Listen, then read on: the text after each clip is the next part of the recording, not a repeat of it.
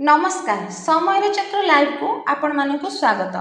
रेमुणार पर्यटन वलय गठन पर प्रस्तुति पीठस्थली परिदर्शन कले सांसद विधायक एवं जिला प्रशासनिक अधिकारी।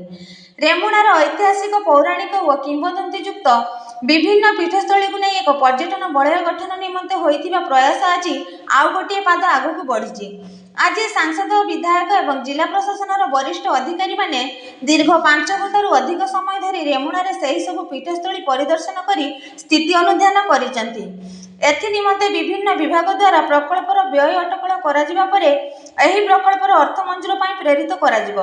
आज पूर्वाह्न 10 घटिका समय रे बालेश्वर सांसद श्रीयुक्त प्रताप चंद्र षडंगी, सरकार उपमुख्य सचेतक तथा विधायक रेमुणा श्री गोविंद चंद्र दास, जिलापाल श्री सूर्यवंशी मयूर विकास, सीडीओ संजय कुमार राउत समेत आईजी पीडब्ल्यूडी पर्यटन वन विभाग जल संपद ड्रेनेज विभाग अधिकारी रेमुणा तहसीलदार एवं रेमुणा बीडीओ प्रमुख सन गंगाहर बुढ़ाबल 3 नदी संगम स्थल त्रिवेणी क्षीरचरा गोपीनाथ मंदिर, गार्गेश्वर शिव मंदिर, सप्तसरा नदी, रामचंडी मंदिर, पश्चिम बलदेव विद्याभूषण जन्मस्थान, ब्लॉक पोखरी, कूट पोखरी, कनक दुर्गा मंदिर, हाथपाद थिबा जगन्नाथ मंदिर, श्रीधर स्वामी स्मृति मंदिर, कंकाली मठ, दुर्गा देवी जगन्नाथ मंदिर एवं भीमेश्वर शैवपीठ प्रमुख पीठ परिदर्शन करथिले। एही स्थान मानकर स्थानीय ग्रामवासी द्वारा परिदर्शनकारी अतिथि को भव्य स्वागत संबर्धना ज्ञापन करा जायतिला।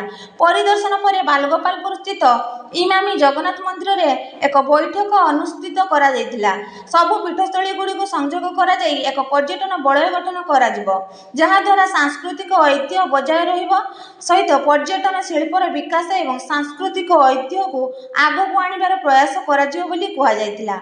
अन्य मानक मध्य दयानंद दास, शिल्पी केशु दास, निरंजन गिरी, रमाकांत पंडा, जयंत मंडल, हरेकृष्ण गिरी, गिरिधारी दास, मायाधर प्रधान, सरोज कुमार बेहेरा, प्रमोद कुमार दास, उपेंद्र नाथ पुहाण, जयकृष्ण साहू, प्रदीप कुमार जेना, दिलीप कुमार दे, उमेश चंद्र मंडल, चित्तरंजन बेहेरा, तापस कुमार रथ, भागवत प्रसाद दास प्रमुख उपस्थित थिले। धन्यवाद।